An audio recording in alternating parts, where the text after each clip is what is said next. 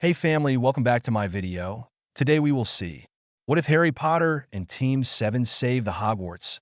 Before we start, I would like to extend my sincere thanks to the original author of this story for granting us permission to use it in our YouTube video. Your generosity is greatly appreciated. The author's creation and the original story's link in the descriptions. Please do check that first. Now enjoy the video. Tsunade sat at her desk, bemoaning her fate of being stuck in her office.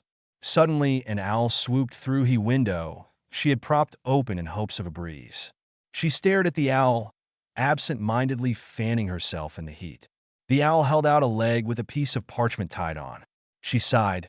She'd hoped she wouldn't have to deal with this particular person. When she had gone through the Third's records, she had found correspondence letter between him and the headmaster of Hogwarts School of Witchcraft and Wizardry, Dumbledore.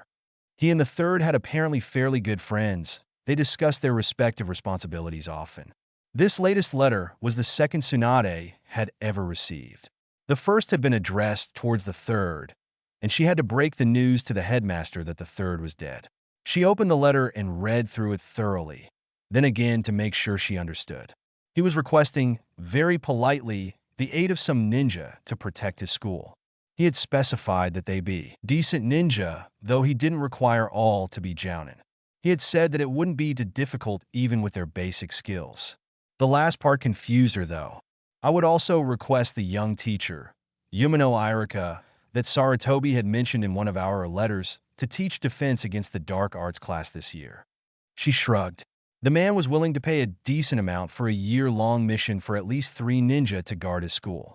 She contemplated that for a moment. Who would she send? Then the though occurred to her. Of course, Kakashi. It had nothing to do with the fact that she could barely stand Kakashi that she decided to send him and his Genin team to Hogwarts. Nope, not at all. She quickly wrote her reply and tied it to the owl's leg, and it flew off. She called in one of her EMBU guards and told him to find Irika, Kakashi, and Team 7 and bring them back to her office. The 5 ninjas stood before her in confusion. They had been briefed on their mission already. It would be a year-long mission, and they were to pack most of their possessions. They had already decided on Irika's replacement. Ebisu, his future students, from wherever they were, shuddered all in that instant. Though there was still a month of summer before school started again, Kakashi, Irika, and Team 7 made their way to the Leaky Cauldron. Once there, they waited for the man, Hagrid, to arrive. They sat around a table. Irika and Kakashi sat side by side with Sakura on Kakashi's other side. Then Naruto and Sasuke. They had been told that Hagrid was easily recognizable, so they sat and waited for him. A man then walked into the building. He was much larger than any person they had ever seen before. "You must be Hagrid-san," Irika greeted, waving him over. The wizard looked relieved. I'm Hagrid. And what are your names?" he asked, sitting himself at their table. "Yumino Irika. That's Kakashi Hitaki, Naruto Uzumaki, Sasuke Uchiha, and Sakura Haruno." He gestured to each of them as he said their names. "I'm afraid I'm the only one of us that knows English." "He's huge," Naruto said, and Sakura smacked him over the head. "Don't say things like that, stupid," she growled. Now, children, calm down." Kakashi held back Sakura's arm. She'd been attempting to hit the blonde again. I don't know what to do about that. I didn't think you'd be speaking another language." Hagrid eyed the ninja wearily. "I guess I'll have to act as translator." He sighed. "And you 4? Behave yourselves. We don't want them to think we're incapable." Irika snapped at his fellow ninja, who nodded stiffly. "So, Hagrid, can you tell us exactly what we're dealing with here, and any information we'll need to know about maneuvering in the castle?" Irika asked. "Sure." Hagrid explained as much as he could, slow enough so that Irika could translate it. "Wait, you mean they don't have ramen?" Naruto bellowed. He scratched at his face desperately. "How am I going to survive?" he wailed, and this time Sasuke hit him over the head, rolling his eyes. "Shut up," he growled at the ramen-obsessed teen. "Naruto, I knew this was going to happen. I brought some instant ramen, and I can always buy the ingredients to make it after we've run out," Irika said calmly. Naruto lunged over the table, tackling his former teacher. "You are God," he declared. Hagrid lifted the blonde ninja off of Irika and put him back in his seat. "Whoa there, little guy. Hagrid exclaimed. Irika coughed and righted himself in his chair, chuckling. What was that about? Air, he was just hugging me. Irika scratched the bridge of his nose. What? Well, he didn't know didn't have his favorite food here, and so I told him that I brought some along. Irika shrugged. Kids, you're different from what I expected from Ninja. Hagrid sighed. Really? What did you expect? Irika asked, intrigued.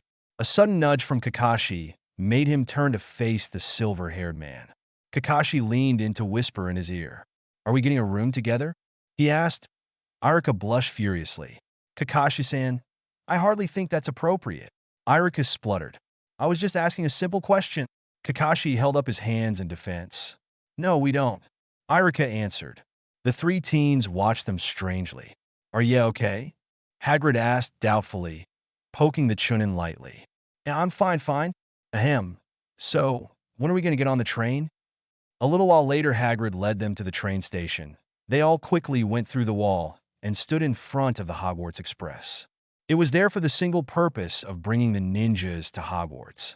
They quickly loaded their luggage onto the train and boarded. Sakura immediately pulled Naruto and Sasuke into a cabin and closed the door. The three adults raised an eyebrow at that behavior and shrugged. They sat in their own cabin, Hagrid across from Kakashi and Irika. How do you suppose he would react if I were to grope you right now? Kakashi asked. Irk! Irika choked and glared at Kakashi. Don't you dare, Ma. What are you afraid of? That you might like it? His visible eye curved up in a smile as Irika started coughing indignantly. Ahem. Could you tell me where the washrooms are? Irika requested of the half-giant. He told Irika, and the Chunin ran down the hall. Kakashi chuckled and pulled out his Ica Paradise novel. He opened it to where he had placed his bookmark. Pulling out the paper, he looked at the side he had drawn on. Held it out loud. It was a poorly drawn figure of Irika, with a hard-on complete with shine lines to draw your attention to his crotch. Kakashi glanced up at the uncomfortable-looking Hagrid who was watching him. He curved his eye up and handed the picture over to the half-giant who raised a brow as he took it. Hagrid stared at it, his eyes widened. He glanced at Kakashi, who was watching his expression mirthfully. Hagrid held it out for Kakashi to take back. The silver-haired man frowned, and Hagrid thought that perhaps that was this man's way of offering friendship. Then Kakashi laughed and said one of the only English words he knew, sexy. He pointed to the picture, then in the general direction that Irika took off in. Hagrid's eyes almost seemed to bug out. Kakashi continued to laugh. He put a finger in front of his mouth. Sure. Hagrid nodded dumbly. Irika stepped back into the cabin and sat back in his spot. He took one look at Kakashi's smiling face and Hagrid's bug eyes. What did you do? Nothing.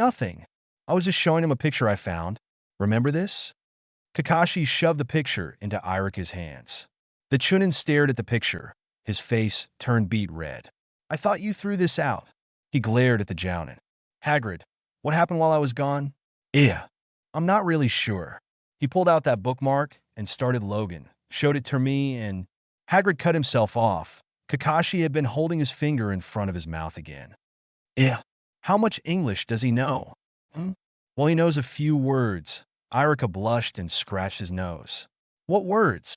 Well, inappropriate words. I don't want to say them. And definitely not in front of Kakashi. Irika squirmed in his seat. What are you saying? Kakashi poked the brown-haired man. We're talking about your English. Irika winced, and Kakashi brightened.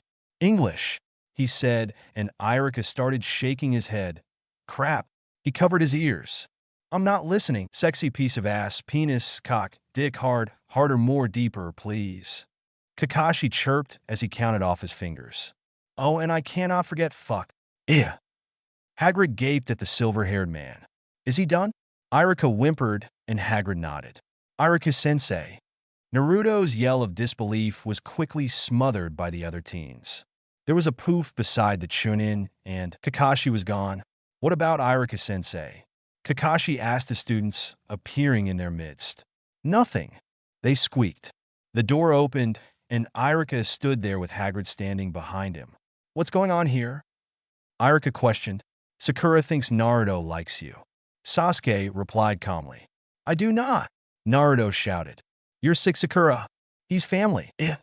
Irika stared at the pink-haired girl strangely. Sakura, thinks Naruto likes me, as in a crush. Hagrid coughed. Sakura, don't say such things. Yeah, Naruto likes you, Sakura. Kakashi chirped, and she sent him a death glare. But alas, Sakura likes Sasuke, who by default likes Naruto. Don't even think about it. Iruka yelled at the two teens before they could say anything. He stomped up to Kakashi, who just smiled at him. Idiot! He smacked the other man over the head hard. Ouch! Kakashi held his head in his hands. Slowly the train came to a stop. We're here, Hagrid announced. We're here. Iruka translated. Everyone sighed in relief. Yes. Mwahaha. I think I had a little too much fun writing their dialogue. How are they going to communicate at the school? Iruka can't be there 24/7. Thank you for taking the time to read this. Now take another 10 seconds to leave a review. I'm not sure about other pairings, though. Tell me if there are any you do or don't want to see, please. I hope you liked it. I'm more of a Naruto fan than a Harry Potter fan, so I'm going to try really hard to not focus all of my attention on the Naruto characters next chapter. XP Chapter 2 Disclaimer: Naruto and all its characters belong to Masashi Kishimoto-sensei, and Harry Potter and all its characters belong to J.K. Rowling, not me. Warning: Yaoi. Speaking in English. Thinking in English. Speaking in Japanese. Thinking in Japanese. Hagrid led the ninjas into the castle, into the grand hall, where the rest of the staff were waiting for their arrival. They were sitting at the staff table, ready to begin dinner once Hagrid and the ninja arrived. They stood once the doors opened. They're weird looking, Naruto declared in a loud whisper to Sasuke and Sakura, who rolled their eyes at him. Welcome to Hogwarts School of Witchcraft and Wizardry. I am Dumbledore. Dumbledore greeted them warmly and waved them over to their table. The younger ninja were stunned by the old man's ability to speak Japanese. They walked up to the headmaster and bowed. The introductions were made, and they all sat at the table. The staff at Hogwarts were eager to know more about their new guards and teacher. Kakashi easily noticed the one introduced as Severus Snape glaring at Iruka. He would have done something about it, but they couldn't understand each other. Kakashi settled for warning Iruka. Psst, Iruka. Kakashi whispered to Iruka, who turned to look at him curiously. What is it? He asked, and Kakashi glanced around the table. Most of the staff were watching them. The one doesn't seem to like you. I saw him glaring. Kakashi's eye narrowed. Who? The potions teacher. Kakashi replied, and Iruka glanced over at Snape, who was one of the staff that were watching them. He raised an eyebrow at the potions teacher in question. Kakashi glared at him. I don't know why. Just leave him alone. You're not doing your mission if you harm one of the staff. Iruka scolded the Jounin, who rolled his eyes. Damn mission. Dumbledore. Kakashi got the headmaster's attention. Iruka cut him off before he could say anything else. Kakashi-san is worried about the glares I'm receiving from your potions master. Well, you have the job he wants, Dumbledore said with a twinkle in his eye. The others couldn't see what was so amusing. I see. Kakashi. Thank you for your concern, but I'm sure there is nothing to worry about. Iruka patted Kakashi's shoulder reassuringly. On the other side of the Jounin, Naruto, Sakura, and Sasuke were talking in hushed whispers. Yeah, how do you think we'll be guarding? Are we going to pretend to be students? Or are we just going to roam around in our regular clothing? Sakura was saying. Naruto shrugged, and Sasuke sighed. I think we'll be in our regular attire. Hey, where are we going to be staying? Are they going to give us some rooms here? I mean, where are we going to sleep? And where are the bathrooms? Naruto asked. I don't know. Sakura said thoughtfully. Sasuke grunted. The rest of the staff were in the middle of their own conversations. Well, they seem a little young to be guarding the students. How old do you think they are? Madame Pomfrey was asking Professor Sprout. The other woman shook her head. They look about 15. Much too young to be guarding the castle. Why do you think Dumbledore hired them? I don't know. Dumbledore knows best, I suppose. Yeah, if you ask me, they're much too young and should be sent back for some real guards. Madame Hooch scoffed. Oh, but would Dumbledore really hire children? I think maybe they just look younger than they should. Madame Pomfrey said. Iruka and Dumbledore were silent throughout the meal. They were too busy listening in on the others' conversations to conduct any of their own. However, Kakashi did occasionally poke Iruka and whisper something sarcastic about the Hogwarts staff. And that one, she looks like she has a stick shoved up her ass. He was commenting on Professor McGonagall. Irika chuckled. I have to agree. Kakashi's eye curved up in a smile. Finally, the end of the meal had arrived, and the staff were heading to their own quarters for whatever reasons they had. Dumbledore stayed back with Professor McGonagall. He told them that they would have 2 rooms for themselves, one for Kakashi and Irika, and one for Naruto, Sasuke, and Sakura. There would be a bed for each, of course. There was a small kitchenette and bathroom attached to both of their rooms. At this, Naruto sighed in relief. Professor McGonagall will show you where your rooms are and guide you through the castle. She's deputy headmistress, so if I cannot be contacted, then she'll be able to help you. Dumbledore said, letting Irika translate it for him so that Professor McGonagall would know what was going on. This way, she ordered. She's got a stick rammed up her ass. Naruto declared, and Sakura bashed him over the head. Kakashi and Irika tried not to chuckle. All right, she wants us to follow her. And Naruto, be respectful. Irika scolded, but it had little effect. Professor McGonagall led them through the castle acting as a tour guide. They stopped in front of every dormitory entrance and told them which house it was. Each dormitory requires a password to enter. She was saying. Irika translated quickly. Like we need passwords. Naruto snorted. Hey, Irika-sensei. Ask her if we can get in without the password. Naruto, I doubt we could. Although if it's for the children's safety, I don't see why not.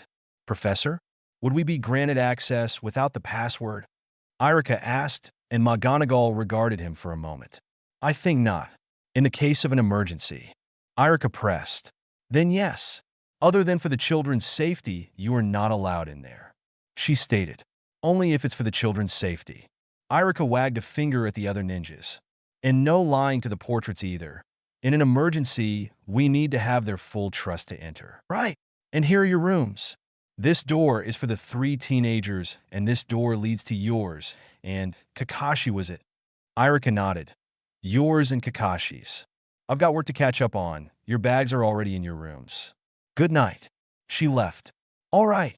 That's your room, and this is ours. Your stuff is in there. Good night. Irika instructed. The genin went to their rooms and immediately began squabbling over which bed they'd sleep on. Irika and Kakashi entered their own. I want this one, Sakura demanded, but Naruto wouldn't give up. They were fighting over the middle bed. Sasuke had already chosen the bed on the left of the bed they were fighting over. In the end, Sakura won, and Naruto had to vacate to the right-hand bed. He stuck his tongue out at the pink-haired girl. Whatever, you can have it. Doh. Naruto launched himself across the room and attacked Sasuke. Bastard, he roared. There was a loud pounding on the wall that silenced them. Shut up, Irika bellowed from the other side of the wall. I'll take this one, Kakashi said while placing his bag beside the bed. Irika nodded and took the other bed, placing his own bags near his bed. They even provided dressers. How nice. Kakashi chirped, and Irika rolled his eyes. They expect us to be here for a full year. It's logical. Sasuke bastard, came Naruto's muffled shout through the wall. Kakashi gave Irika a look that said, I'll handle this. He opened the door that joined the rooms to find Naruto trying to strangle Sasuke on one of the beds while Sakura was trying to pull him off. He sighed tiredly. You mind shutting up? He asked cheerfully. All 3 of them turned to glare at him. Irika-sensei has a lot of reading to do, and your yelling does not help. Kakashi said in his usual bored tone. I sure hope your teamwork improves. We do have a castle to protect. They stopped their fighting and returned to unpacking. Kakashi nodded in approval and went back into his and Irika's room. Irika was already reading one of the books that had been left for him with his bags. Dumbledore had asked him to read the books to get a better idea of what his teaching job would entail. I'm going to go look around a bit, Kakashi said, slipping out the door. Irika grunted in acknowledgement. Kakashi headed outside. It was on the brink of getting dark. He walked leisurely around the grounds, Ica paradise in hand. He walked by the whomping willow. He paused and eyed the tree for a moment before leaping into it. He easily dodged the branches and sat for a few moments on one branch, reading calmly as the willow attempted to strike him. He grew bored quickly and leapt out of the tree to continue his walk. Kakashi got a fairly good look around the grounds before it got dark, and he decided to head back in. He continued to slouch over his book on his walk back to his room. He was only a couple halls away from his room when he felt Snape's presence nearby. He was walking right by the potion's master. The Jounin could feel Snape watching him and didn't lift his eye from his book while passing. He flipped the potion's master off. He kept walking, a smirk on his face while the wizard spluttered indignantly behind him. Kakashi slipped into the room silently. He tucked away his book and flopped onto his bed. He turned his head to gaze at Irika. He saw the other man had fallen asleep while reading, his head pillowed in his arms, over the open book and leg dangling off the bed. He smiled at the endearing sight before carefully pulling the books out from underneath the chunin. Gently, he shifted Irika until his head was resting on the pillow and his legs actually on the bed. He pulled the ponytail and forehead protector out of the younger man's hair and tucked it behind his ears. "Good night, Irika-sensei," Kakashi murmured and planted a cloth-covered kiss on Irika's forehead. "Everybody together now. Oh, there's some fluff for you." This chapter was boring, but it's like transitional, so it's not my fault. Thank you to all my reviewers. I've gotten a lot more reviews than I hoped. Next chapter will be out next week. Well, sometime next week, I hope. Anyway, my sister Tishy baited for me, even though I tried to blackmail her into it, or bug her to death to read it. XD. Chapter 3. Disclaimer. Naruto and all its characters belong to Masashi Kishimoto-sensei, and Harry Potter and all its characters belong to J.K. Rowling. Not me. Warning yaoi. Speaking in English. Thinking in English. Speaking in Japanese. Thinking in Japanese. There were 2 days until the students arrived for school. The teachers were running around making last-minute preparations, those that needed to at least. Irika had read and reread the books on his subject over 5 times the past month. He was positive that he understood everything by the 4th time. Kakashi watched on chuckling at his frantic reading. The guards, Sasuke, Sakura, and Naruto were wandering around the castle, making sure they knew their way around. They were walking past the lake and decided to take a break and hang out there. Irika-sensei said there was a squid in there. Sakura mumbled almost to herself. "Oh, wasn't that the giant squid Irika-sensei was talking about?" Sakura nodded to Naruto. "Awesome. I want to see it." Sakura smacked him over the head lightly, laughing at the blonde. "Oi, Dobe, is that the squid there?" Sasuke called out, and Naruto dashed to his side, almost on top of him. "Where?" he asked excitedly, straining to see the lake. He glanced over at Sasuke, who had a smirk on his face. Sasuke froze. "Moron!" He coughed to hide his laugh. "You jerk!" Naruto growled and lunged at him. "You didn't see anything." Sasuke sidestepped his attack and punching him in the back, sending him flying into the lake. "Naruto, don't attack Sasuke." She berated the blonde who was spluttering in the water. "He started it," Naruto accused, pointing a finger at his rival. Sakura rolled her eyes. "Don't attack Sasuke," she asserted, "and get out of the water. What if the squid tries to eat you?" "What?" Naruto dashed out of the lake at high speed, stopping by Sakura. Sasuke walked up calmly to them. "I thought you wanted to see it?" Sasuke smirked at the blonde. "Yeah, just see it," he howled. Sasuke rolled his eyes. "You're such an idiot," he said, turning away from Naruto. This further enraged the blonde. Naruto grabbed Sasuke's shirt front and turned him around before he could fully turn away. "Naruto, put him down!" Sakura yelled with a menacing look in her eye.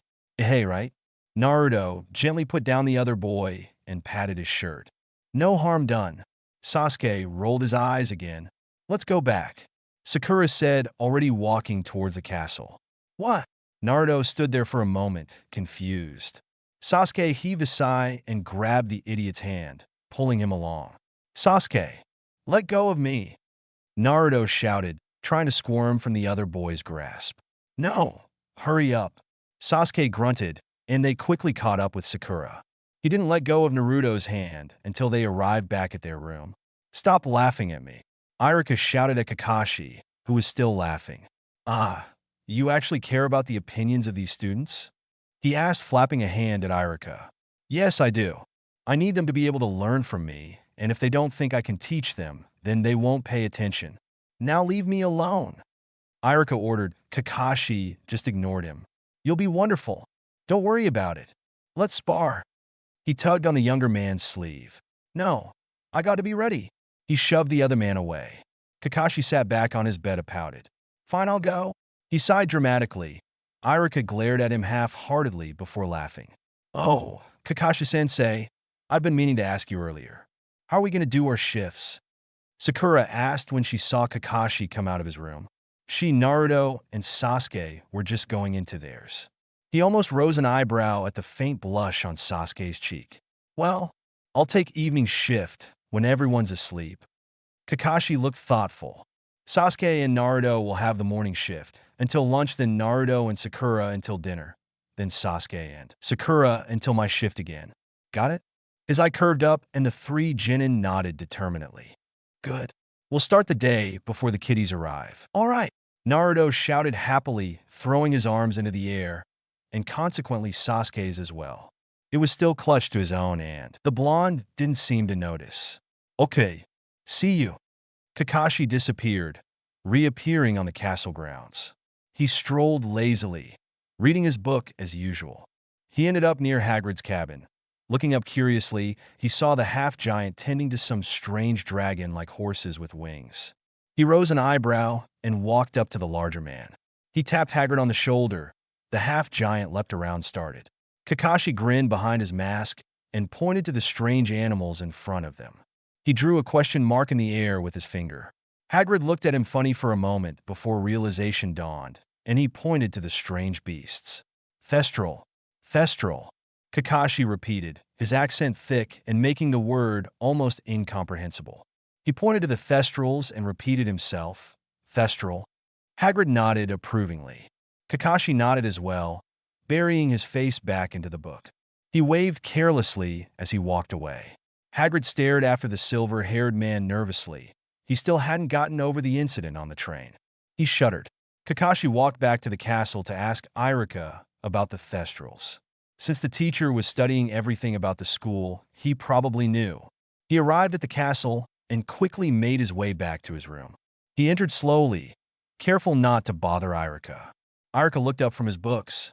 Hey, he greeted, and Kakashi waved back.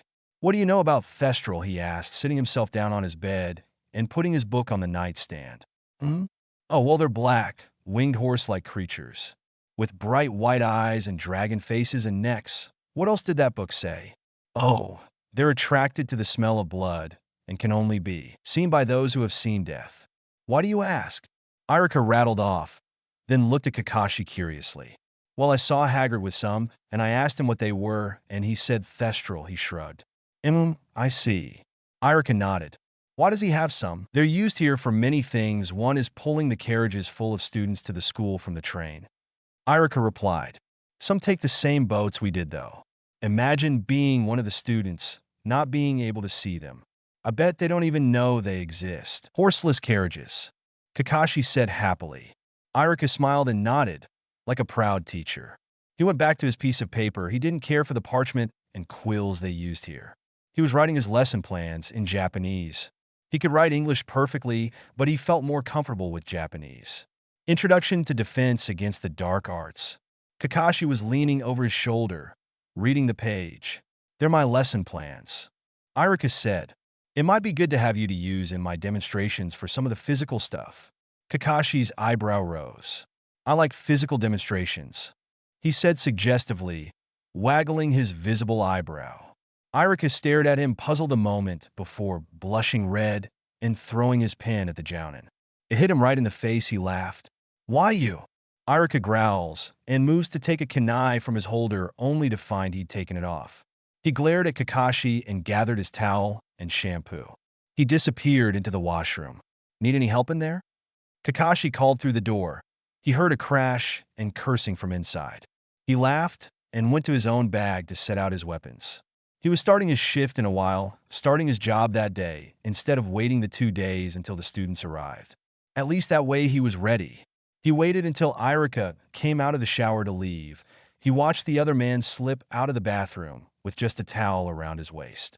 Irika searched the side table by the door to find his clothes missing. Immediately, he glared at Kakashi. What did you do with my clothes? He asked calmly. Kakashi grinned at him. I don't know what you're talking about. He chirped happily. You took my clothes? Irika roared, and Kakashi shook his head. Then where are they? I don't know. I guess you'll have to walk around naked. Kakashi continued to smile, blushing cutely.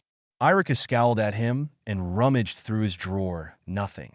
You are so dead, Hataki. He growled. He turned back to face the Jounin, who cowered at his look.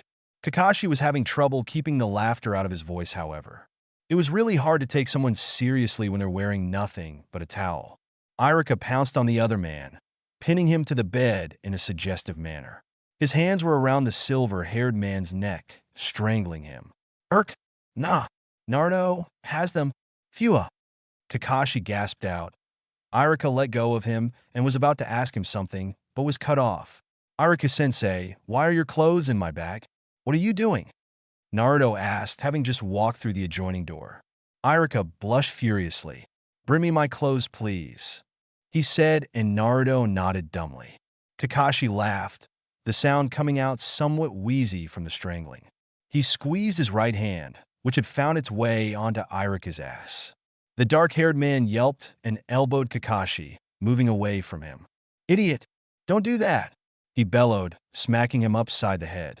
Ah! Kakashi tried to pout, but it just came out as more of a smirk. But it was there! Ouch! Irika smacked him over the head again. Shut up! Oh! My gosh! I totally forgot my own deadline. I'm like, late. Ugh, I hate myself. I was supposed to post it on the 19th, but instead, the 23rd. I'm horrible. Anyway, here it is. Huzzah, with much craziness. Next chapter, the students arrive. Done. Yeah, that should be fun. I hope you enjoyed this chapter. Review, please. Chapter 4. Disclaimer. Naruto and all its characters belong to Masashi Kishimoto-sensei, and Harry Potter and all its characters belong to J.K. Rowling, not me. Warning yaoi. Speaking in English. Thinking in English. Speaking in Japanese. Thinking in Japanese. Note. I'm sure some of you are wondering what the hell I'm doing with the plotline. I'm not quite sure yet. But this would be Harry's 5th year, about 15 years old, I think. Hey, Sakura, what the hell are those? Naruto exclaimed, tugging on Sakura's arm. He and Sakura were on their shift. They were perched on the walls surrounding the castle grounds, in clear view of the students in carriages on their way to the gates. The black horse things? I don't know. Sakura replied. She shook her head. They weren't the strangest things she'd ever seen, but she couldn't understand why the school used such evil-looking creatures to bring in their students. She shuddered. What the hell? Sakura glanced up at the sound of one of the students yell. Naruto had jumped onto one of the carriages for a better look at the strange creatures. Naruto, you idiot! She hollered at the blonde. He looked up at her and merely grinned. You're scaring the students. She jumped down to the side of the carriage, jogging to keep up with it. But, get down from there. Our job is to protect them, not to scare them. Dumbass. She pulled out a kunai. What's going on out there? Neville peered out of the carriage. Merlin, some girl is running by a carriage, and there's a boy on top of it. What? Let me see. Ginny shoved Neville out of the way, peeking out. Who could they be? They're obviously not students. The girl pulled out a knife. Neville exclaimed. He'd stuck his head out again. And the boy is just laughing. Sakura, you're the one scaring the students. She glanced around at the carriages quickly, seeing that they were staring at her. She blushed and put the kunai away. Idiot, just come down from there. She pointed at Naruto and jumped back onto the wall. Ah, but I didn't get a good look at them. Neville, Ginny, and Harry raised their eyebrows almost simultaneously. What language was that? Harry asked. Neville and Ginny just shrugged. Luna wasn't bothered, too busy reading her magazine, The Quibbler. They're on the wall now, Neville reported, bringing his head back into the carriage. I wonder what that was all about. Harry commented. First the strange horses pulling the once horseless carriages. Now strange people hanging out on the walls. What a way to start the year. Soon enough, the students were seated in the great hall for the feast. The new guards, Naruto, Sasuke, Sakura, and Kakashi were seated at the staff table along with the teachers. Dumbledore began his speech. Irika tried really hard to pay attention, but failed miserably due to one perverted Jounin whispering very inappropriate things to him. New defense against the dark arts teacher, Irika Yumino. Dumbledore was saying. Irika jerked his head, still blushing furiously from Kakashi's words. He waved to the students, smiling and still blushing. He looks nice, Ron said slowly, an uncertain expression on his face. Yeah, but you never know. Hermione said. The group around her nodded. He's better than Snape. Harry sneered. The group nodded thoughtfully. Huh, anyone's better than Snape. Ron nodded his head seriously. I can think of a few who were worse. Hermione started, her voice laced with sarcasm. Jaya, I don't want to know. Ron plugged his ears, making gibberish sounds to drown out her voice. She named the few she had mentioned, and everyone who heard paled. Is she done? Ron asked, his fingers still in his ears. Harry nodded, looking sick. The feast ended, and everyone headed to their dorm rooms. Irika was preparing himself for the classes next morning, and Kakashi was preparing himself for his guard shift. He finished, lightning quick, and suddenly wrenched Irika's pen from his grip, taking the Chunin's hands into his own. Irika stared at him, eyes wide, cheeks red. His instincts were telling him to run away now. It was a perverted feeling. Irika-sensei, I'll be off to protect the school, he declared dramatically, his eye gazing into Irika's with a sincere expression, mixed with mischief. I'll need strength. Oh, really? Irika asked, raising his eyebrow skeptically. Yes, the strength only you can give. Please, a kiss. Kakashi replied seriously. No. He deadpanned. If not for me, then for the good of the school. Kakashi held both of Irika's hands with one of his own, freeing one to ball into a fist dramatically. No, I'm not leaving until you do, Kakashi said, finally reverting back to his own personality and leaving his guy impersonation behind. I'm not kissing you on the lips. Irika scowled at the Jounin. Kakashi's eye curved up. Cheek, he asked cutely, pointing to his cloth-covered face. No, I can do this all night. Kakashi's face turned serious. But I may be forced to take drastic measures. Yeah. Irika's eyebrows screwed up and his face paled. Drastic measures were bad. So, what do you say, Irika-sensei? Kakashi whispered. His tone spoke of temptations. Irika glared at the Jounin, fine, a kiss on the cheek. He blushed furiously, leaning his head in to quickly peck Kakashi's cheek. Irika's eyes were screwed shut, so he didn't notice when Kakashi made his move. In one swift motion, he pulled the mask down and gently pressed his cheek to Irika's lips. The Chunin's eyes snapped open, but too late. Kakashi had already pulled the mask back up. Thank you. Kakashi breathed huskily and disappeared. Irika sat stunned for about 3 minutes. Idiot, you were supposed to keep your mask up. He moaned pitifully, his lips tingled from the skin-to-skin contact. Skin-to-skin contact with Kakashi's face. His eyes widened briefly. Oh, he's sneaky. He laughed at his own stupidity. He would have gone soon even if I didn't give in. It was a mission after all. He sure knows how to push my buttons. There was a knock at the door joining his and his former student's room.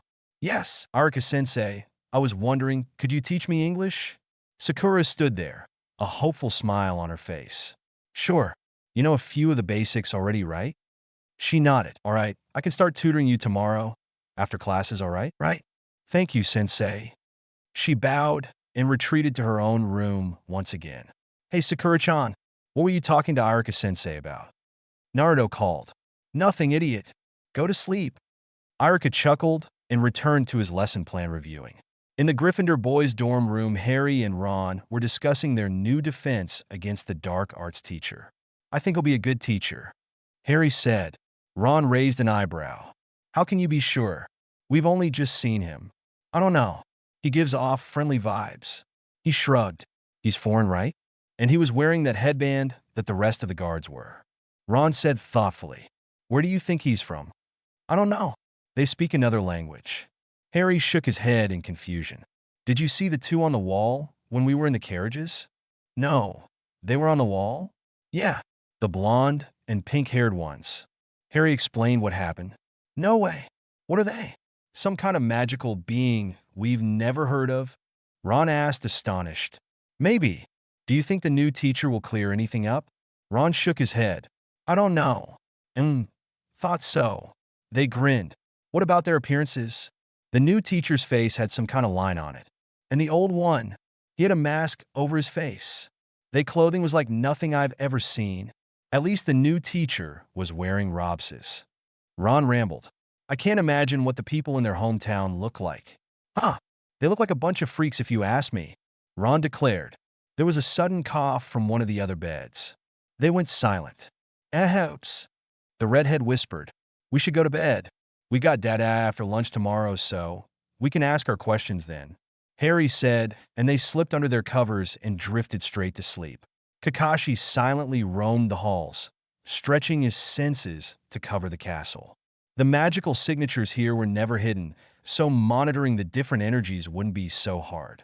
He'd already figured out what the students' energy generally felt like. They were different from chakra signatures, since they were magical and not ninja. He perched himself on the railings in the grand staircase, a smile plastered on his face. A full year guaranteed to be near Irika, this was his kind of mission. OMG, I had no idea so much time passed. Ugh, this chapter was a pain in the ass. I was spending a lot of time on this one, just trying to figure out where I wanted to go with this story. And I still haven't figured that out. Oh well, it'll come to me sooner or later. Sorry about the lack of Sasaneru, and about the length of this chapter. It's shorter than usual, but I couldn't add any more. Besides, I wanted to finally post it. So yeah, Chapter 5, Disclaimer. Naruto and all its characters belong to Masashi Kishimoto-sensei, and Harry Potter and all its characters belong to J.K. Rowling, not me. Warning yaoi. Speaking in English. Thinking in English. Speaking in Japanese. Thinking in Japanese. The next morning, Irika woke up to the sounds of Kakashi jabbing him in the arm. He blearily opened his eyes, scowling at the other man. Idiot, he muttered. That would be you. Breakfast is in 5 minutes. Kakashi chirped, far too happy for how much sleep he'd gotten that night, which was none. Shit. He leapt from his bed and hurriedly rummaged through his drawer. He couldn't find anything.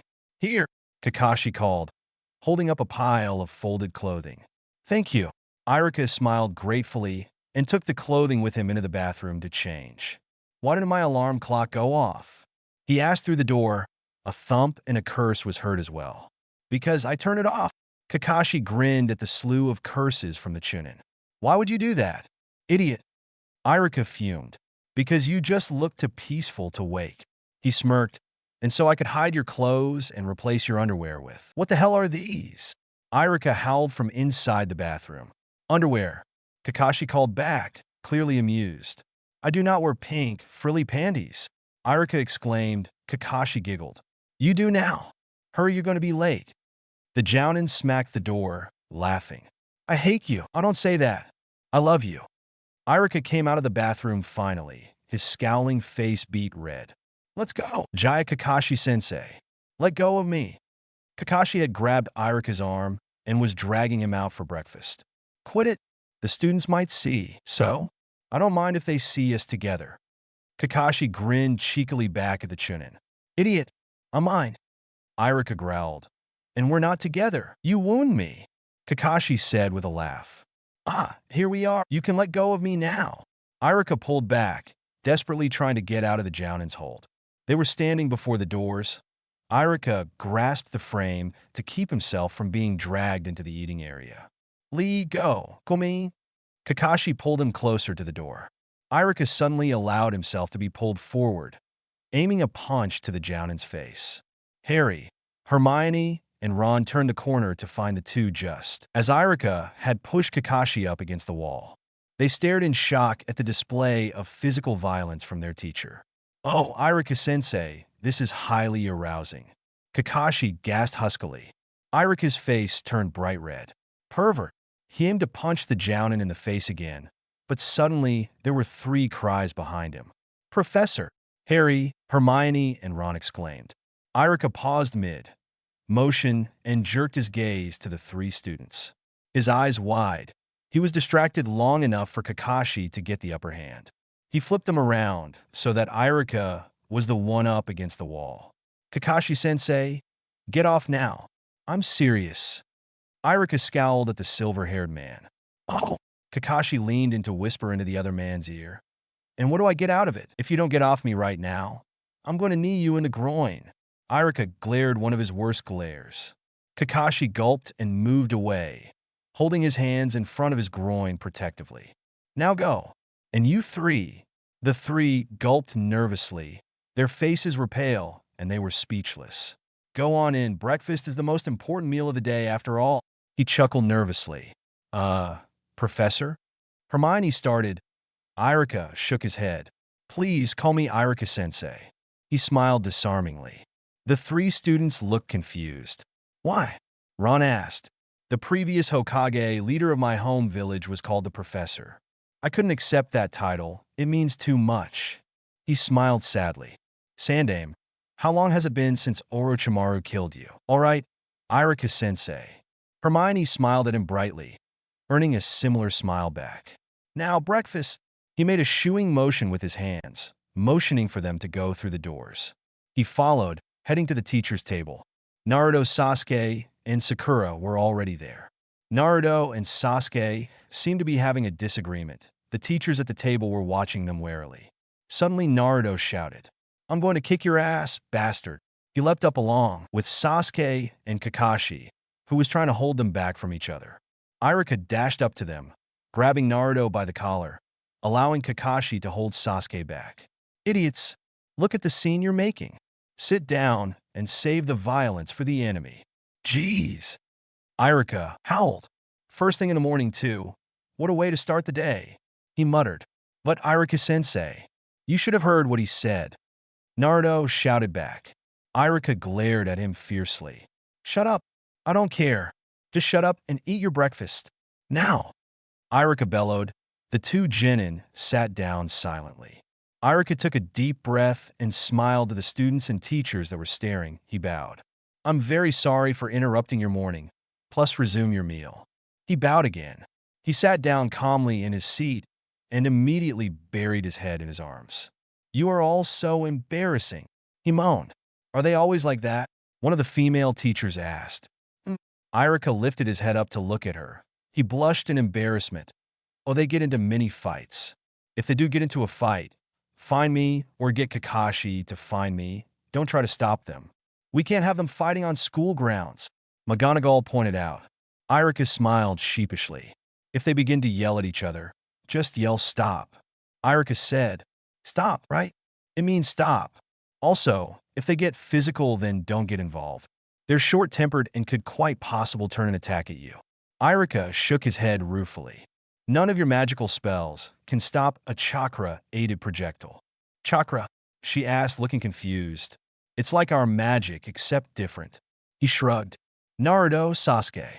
Huh, they answered. Irika turned a glare onto them. Don't fight here. I don't care what it's about. Just keep your disagreements quiet or where no one can hear you. He scolded. They nodded sharply. Right. Irika nodded slowly, knowing that their answer didn't mean it would be guaranteed. Soon enough, breakfast was over. Kakashi went back to their rooms to get some sleep. Naruto and Sasuke were beginning their rounds. Irika grabbed his books for his first class and dashed down to his classroom. During breakfast, he had a discussion with Dumbledore about the robes. He explained that he really didn't feel comfortable in them, and Dumbledore had merely laughed and said he could wear his shinobi uniform. Irika bowed and thanked him greatly. The old man had laughed at his politeness. Irika began his class, nervous as hell, but a lot more comfortable with his uniform instead of the robes. When the students were all seated, he introduced himself, and just as he had expected, the students had asked him many questions. He indulged them for a while before halting them and saying that he'd had an actual lesson plan for that morning. He had no class after his first one, so he relaxed in his room, where Kakashi was fast asleep, mask still firmly planted on his face. He tried to prepare himself for after lunch, but his eyes kept wandering over to the sleeping man. He sighed and shook his head.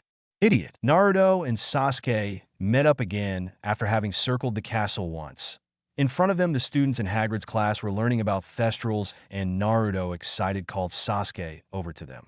See? Those are the weird creatures we saw yesterday. Come on. He grabbed Sasuke's hand and dragged him over to the class. Hagrid spotted them and immediately stopped talking, his previous experience with the strange guards making him ill at ease. What are they? Sasuke? Naruto asked his companion. Sasuke shrugged. How should I know? He rolled his eyes and walked right up to Hagrid and pointed to the Thestrals standing beside him. "Hmm?" He emphasized the questioning tone. Hagrid understood easily. Thestral, he said as clearly as he could. Cestral. Hagrid shook his head and repeated himself. Thestral. He nodded and Sasuke grunted in affirmation. What? Naruto asked, completely confused. They're called Thestrals. Total moron. He rolled his eyes. Thank you, Hagrid. He replied, sighing in relief. This one was at least normal, though his eyes gave him the creeps. Where did Dumbledore find his people? Thestral? No. Thestral. He emphasized his pronunciation. Thestral. Oh. Naruto beamed at his friend. They're ugly. Huh. Let's continue guarding. He looked away, a faint blush on his cheeks. All right, let's go. He threw his hands up into the air and dashed off. Sasuke rolled his eyes and dashed off as well. Naruto, you total moron. Naruto suddenly stopped, jerking his gaze to the forbidden forest, and Sasuke ended up bumping into him. Why did you stop? I thought I saw something bright and shining in the forest. Naruto pointed to the forest in question. Idiot, there it is again. Naruto exclaimed excitedly. I swear there is something in there. Check it out with your Sharingan, whatever. Sasuke activated the Sharingan and peered into the forest. Then he saw the bright, shining that Naruto had seen. It's a unicorn. Whoa, awesome. What does it look like? Is it pretty? Naruto flung himself onto the other boy, one arm wrapped around his shoulders. Sasuke tilted his head to look at the blonde. It looked like a unicorn. He deadpanned. Awesome, awesome. He bounced excitedly and laughed, not noticing the pained expression on Sasuke's face. He kept silent for a few moments, then slipped an arm around Naruto's waist. Naruto stopped laughing and stared at Sasuke in surprise. Sasuke, we have a mission. Sasuke pushed the other boy off, faint blush staining his cheeks. Right. He dashed off again. Wow, I finished that one fast. 2 days after I posted the last one. I even got half of the next chapter finished. OMG, it's early. Surprise? Look, some Sasu. Kinda. Thank you to all my readers, and especially my reviewers. You guys totally rule. Yay. Review, please. Chapter 6. Disclaimer. Naruto and all its characters belong to Masashi Kishimoto-sensei, and Harry Potter and all its characters belong to J.K. Rowling, not me. Warning yaoi. Speaking in English. Thinking in English. Speaking in Japanese. Thinking in Japanese. I try to update once a week. After an uneventful lunchtime, Sakura and Naruto went off for their shift. Iruka entered his classroom beaming. Soon enough, the Gryffindors were seated in his classroom, ready to learn and excited about meeting this foreign teacher. Harry, Hermione, and Ron sat in the front row. All right, good afternoon. Welcome to my class. I am Iruka Umino. I'd like you to call me Iruka-sensei. He smiled warmly. All right. I'm sure you all have many questions. So shoot. Hermione raised her hand eagerly. Many other hands that had begun to rise fell. Yes. Can you tell us about your origin and language and the others that came with you? She asked. Well, we are from the Japan area, from the Fire Country. So we speak Japanese. We're shinobi, or ninja, from Kanagakur, or the village hidden in the leaves. I'm a teacher from the Ninja Academy there. We're ranked in terms of Genin, Chunin, Jounin, and the Hokage, or the leader of our village. The 3 young ones, Naruto, Sasuke, and Sakura are Genin. I'm Chunin, and Kakashi-sensei is Jounin. He paused when Harry's hand shot up. He nodded to the boy. Is Chunin higher than Jounin? Iruka shook his head. Then why did you have the upper hand before? The other students gave him confused looks. Iruka blushed. How to explain this? He searched the ground, muttering to himself, stupid pervert. I knew he'd get me into some sort of situation like this. He coughed. It's complicated. He said lamely. Back in Konoha, I could just tell you he was Jounin, and you'd get it. They're all insane in one way or another. He shrugged. Another student put her hand up, and he nodded to her. He looks old to be a ninja. Iruka stared at her confused for a minute before bursting out laughing. Ahaha, oh boy, he rubbed his eye. He's actually only a year older than me, 27. His hair's always been that color. Look, I even have a picture of him when he was 8. He walked through the rows to show them.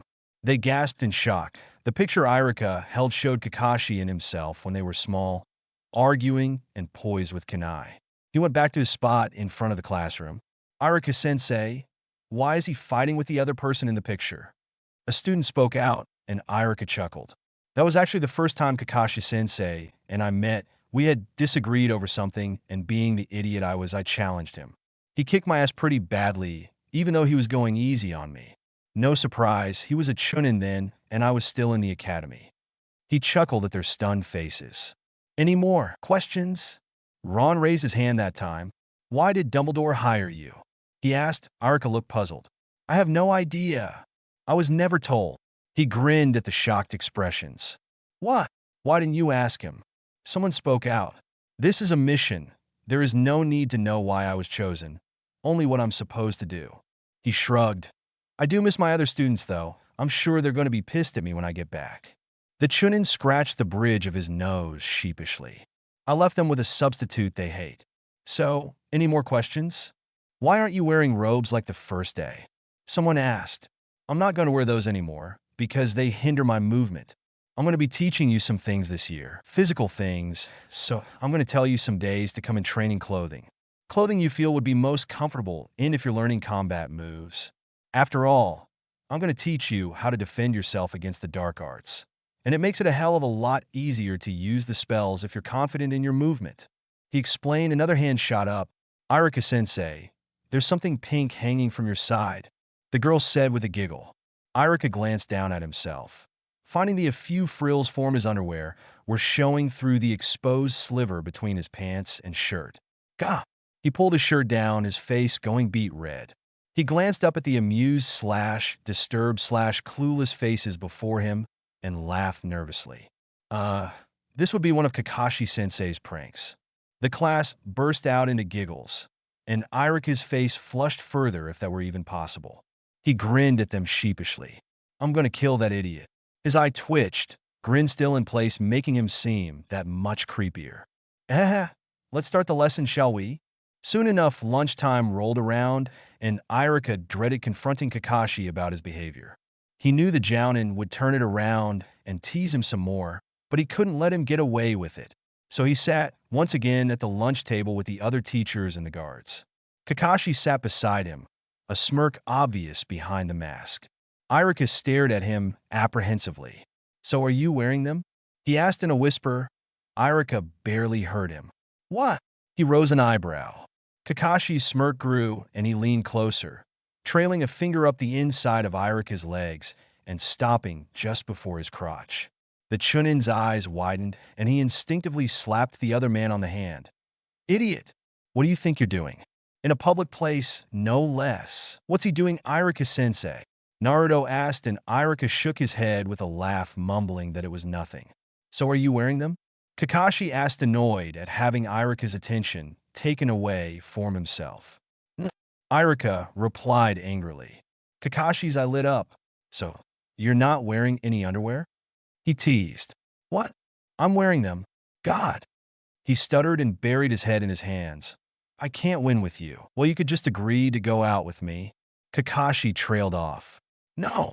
Irika shouted, getting the attention of the other staff members and some of the closer students. Perverted bastard. He muttered, forgetting that he wasn't in Konoha where most would not understand what he was saying. The others around the table rose their eyebrows almost simultaneously. You wound me, Irika-sensei. He drew out the chunin's name slowly, huskily, and Irika kicked him under the table. Ouch! I really don't think that you should be so violent, Irika. We're examples for the students. McGonagall's speech was cut off. I'm sorry, but I'm normally a teacher at a ninja academy. Violence is what I do, so please excuse me. I keep forgetting that I'm not in Konoha anymore. He smiled and scratched the bridge of his nose. Kakashi whimpered softly. Irika-sensei, you should stop blushing in public. Irika looked at him confused. I don't think I could handle being hard that often without relief. He panted in the chunin's ear. Irika whirled around, nearly attacking the Jounin, but remembering where he was. I'm going to kill you as soon as no one is around. Irika growled darkly. That's not helping. Kakashi breathed, and then laughed at the bright shade of red that Chunin turned. You have no idea how your anger turns me on. Ugh! Shut up! Just shut up! His eye twitched almost violently. The other teachers looked concerned. Dumbledore looked at Irika over his half-moon glasses and smiled. Will I have to separate you too? He asked with a twinkle in his eye. No, we're fine. They both replied at the same time, for different reasons. Kakashi didn't want to be separated from his source of amusement, and Irika feared Kakashi would use his arsenal of English words to torment whoever he ended up beside. Irika wouldn't put it past him. Irika-sensei is getting in trouble, Naruto whispered loudly in shock. No, idiot, Kakashi-sensei is being a pervert again. Sasuke rolled his eyes, and Sakura wiped the drool off her mouth. Staring at Sasuke, eating did that to her. Idiot. Irika-sensei is too sensible to get into trouble. Like Sasuke said, Kakashi-sensei is being a pervert. Wait a minute. What? She stared at Sasuke in shock. Naruto looked confused. You couldn't tell? Sasuke smirked superiorly. Kakashi, sensei likes Irika-sensei. What? Naruto blanched. Did that happen? Kakashi-sensei likes Irika-sensei? Sakura stared stupidly at Sasuke, her mind not comprehending his words. Kakashi-sensei likes Irika-sensei, who is a man. Stupid. I noticed this a long time ago. Sasuke rolled his eyes, smirk still in place. Takes one to know one. Naruto suddenly hooped, sticking his tongue out at the other boy. It took all of 10 seconds for Sasuke to realize what the blonde was saying. Are you calling me gay? He almost roared. Naruto looked stunned for a moment before his mouth slowly turned up into a smirk. Why do you say that? Something you're not telling us, Sasuke? He chuckled, and Sasuke's eye twitched. I'm going to tear you apart. He made a lunge at the other boy, but Kakashi caught him. What's wrong with being gay? Kakashi asked them, his eye turning serious. All three Genin paled. In nothing. They stuttered together. Kakashi glanced at each one of them suspiciously. Kakashi-sensei, let him go. Can we just eat out meal in peace? Irika tried to defuse the situation. There is nothing wrong with being gay, so just calm down and eat. Jeez. Always the sensible one. Irika-sensei, that's why I like you. Kakashi winked at the Chunin, who blushed faintly, eye beginning to twitch. Can you stop being perverted for the rest of the meal at least? Irika pleaded, but Kakashi only grinned in response. Please, I'm irritable enough as it is. Oh, are the panties uncomfortable? Kakashi smirked and Irika stuttered. Irika began, then groaned, burying his head in his hands. Idiot, they're too tight. Couldn't you have gotten a bigger pair? They were the biggest pink pair I could find. Kakashi replied, beaming for all he was worth. The three Genin stared at them, thoroughly disturbed. Pai pink? Sakura asked. Irika looked at her and grimaced. Oh shit, Irika said, and Kakashi bursted into laughter. And there you have it. Aha! Sasuke seems a little out of character. I blame it on the fact that he's totally in the closet and paranoid. XD, thank you everyone for your support and all that. I'm so happy you're enjoying this. Now boost my ego and review. XD. Chapter 7. Disclaimer. Naruto and all its characters belong to Masashi Kishimoto-sensei, and Harry Potter and all its characters belong to J.K. Rowling. Not me. Warning yaoi. Speaking in English. Thinking in English. Speaking in Japanese. Thinking in Japanese. Note. I found an error in the last chapter. I'd already mentioned that they had finished lunchtime, so the meal they're having right now is actually dinner. Alrighty? Great. XD. Oh yes. Irika-sensei's wearing pie MF. Irika clamped a hand over the Jounin's mouth. Just get back to your meal, guys, okay? Irika ordered. The Genin nodded blankly. The Chunin jerked his hand away when Kakashi began to kiss it through the mask. What are you doing? He hissed. Me? Nothing. Kakashi's eye curved up happily. His face immediately went serious. That Snape character is glaring at you again. He is? Irika glanced over to Snape, who turned away quickly. Look, Professor Snape, I don't remember doing anything to upset you, and it's really annoying when Kakashi gets protective of me. So please, set a good example for the students and at least pretend to like me. Irika sighed, still frustrated over the pink panties. The other teachers nodded thoughtfully. Some of them could learn a thing or two from this foreign teacher. Snape fumed. I don't know what you're talking about. I'm sorry I gave you that impression. He said thinly. Irika smiled and nodded. Thank you. He turned to Kakashi. You don't have to worry. It's nothing serious. That's what you think, but you'll turn you back and be him. He slammed his hand down onto the table for emphasis, and the teachers around him jumped. You've got a kunai in your back. I highly doubt that scenario, but I'm sure you'll be watching out for me, right? Irika deadpanned. Kakashi's eye lit up. Of course. I could never let one as lovely as you get hurt, let alone killed. What kind of aspiring lover would I be? He fluttered his eyelashes, aiming his cute pose at the Chunin, who merely rolled his eyes. Idiot. He blushed, going back to his meal, and refusing to speak even when Kakashi began whispering obscene things in his ear. The new professor and guards are really strange. Ron declared. You're just figuring this out now? Harry asked, giving his friend a strange look. Watch them a bit. They're very animated. Ron insisted. His friends turned to watch them. They turned just in time to see Irika poised to strangle the silver-haired man, and Naruto and Sasuke trying to attack each other, but Sakura stood between them, holding them back. The two boys calmed down, and Sakura smacked Naruto over the head. See what I mean? How does the one with the mask, Kahati or something, how does he eat? Harry suddenly questioned. Hermione scratched her head. I have no idea. She began to watch him carefully, unaware that he noticed almost immediately her intense concentration on himself. I have an admirer? He glanced in Hermione's direction, seeing her concentrated look. Ah, curious about what's under this mask? Well, too bad. Huh? He looked straight at her and curved his eye up. Her eyes widened. He noticed me? She said to herself.